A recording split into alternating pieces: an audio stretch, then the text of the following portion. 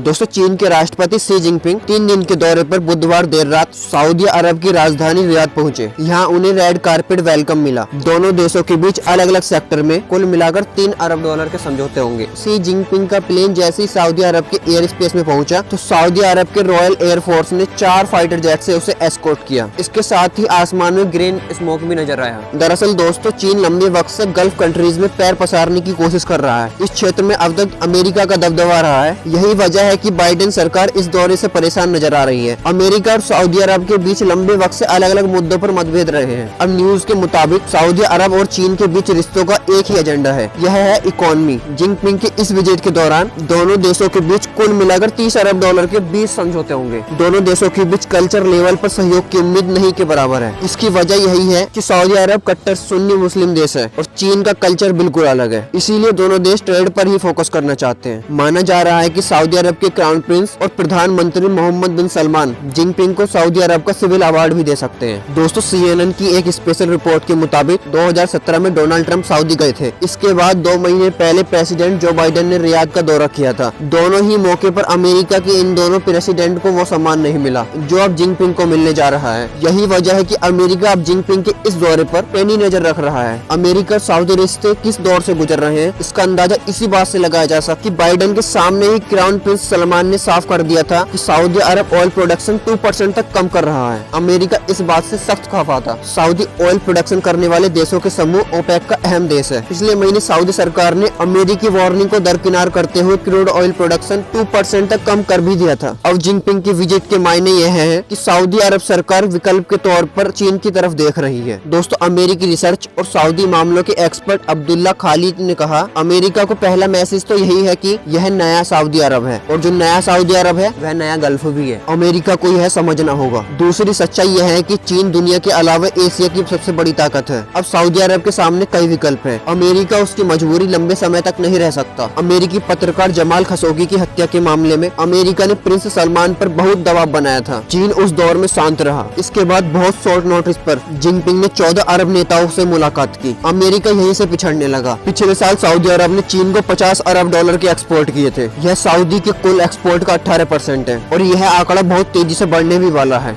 2016 में जब Barack Obama ने ईरान के साथ न्यूक्लियर डील साइन की थी तो सऊदी की सलाह को नजरअंदाज किया गया था। अब चीन के साथ रूस भी आ गया है और अमेरिका के लिए यह नया सिरदर्द है। दोस्तों अमेरिका ने सऊदी को F-15 देने पर भी फिलहाल रोक लगा रखी है। इससे भी सऊदी अरब नाराज है। अमेरिका को सबसे बड़ा डर यह सता रहा है कि कहीं चीन की बदनाम इलेक्ट्रॉनिक कंपनी हुबेई सऊदी और गल्फ देशों में 5G नेटवर्क का कॉन्ट्रैक्ट हासिल न कर ले। अगर ऐसा हुआ तो गल्फ में अमेरिकी ठिकानों की जासूसी आसानी से हो जाएगी। हालांकि दोस्तों व्हाइट हाउस ने 18 नवंबर को कहा था कि अमेरिका ने खशोगी मर्डर केस में सऊदी क्राउन प्रिंस मोहम्मद बिन सलमान को छूट दी है। उन पर केस मुकदमा नहीं चलाया जाएगा। फैसले की आलोचना हुई तो अमेरिकी विदेश विभाग ने कहा कि ये पहली बार नहीं जब किसी राष्ट्रपति को किसी तरह की छूट दी गई है। व्हाइट हाउस ने भी कहा था राष्ट्रपति जो बाइडेन तो यूएस और सऊदी अरब के रिलेशन पर दोबारा विचार कर रहे हैं। संगठन ओपेक ने 5 अक्टूबर को तेल उत्पादन में कटौती करने का फैसला किया था। इससे अमेरिका बहुत नाराज है। पिछले साल अमेरिका की एक रिपोर्ट में दावा किया गया था कि वॉशिंगटन पोस्ट के सऊदी पत्रकार जमाल खशोगी की हत्या योजना को सऊदी क्राउन प्रिंस मोहम्मद बिन सलमान ने मंजूरी दी थी। रिपोर्ट में यह भी कहा गया था कि क्राउन प्रिंस खशोगी को सऊदी अरब के लिए खतरा मानते हैं।